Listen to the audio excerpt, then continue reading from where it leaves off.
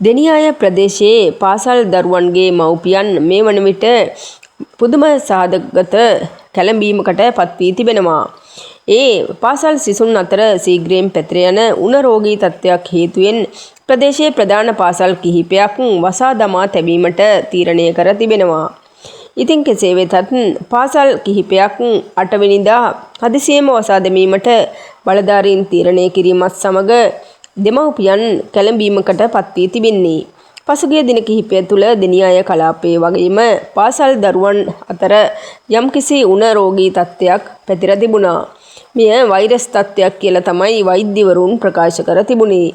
ඉතින් කෙසේ වෙතත් සෞඛ්‍ය බලධාරීන් ලබා දුන් නිර්දේශය මත වහාම ක්‍රියාත්මක වන පරිදි පාසල් වසා දැමීමට කලාප අධ්‍යාපන අධ්‍යක්ෂිකා නිශාකා හෙට්ටිගොඩ මහත්මිය පියවරගෙන තිබෙනවා. මෙම හේතුව නිසා හෙට දින දෙනියාය ප්‍රදේශයේ ප්‍රධාන පාසල් 4ක් වසා තබන බවට තොරතුරු අනාවරණය වී තිබෙනවා.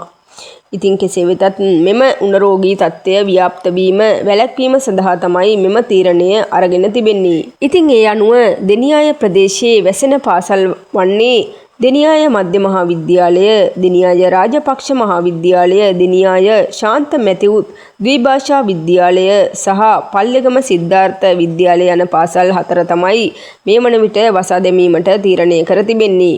කෙසේ වෙතත් පාසල් නැවත ආරම්භ වන දිනයක් පිළිබඳ කිසිදු සටහනක් මේ වෙනකන් නිකුත් කර නැහැ.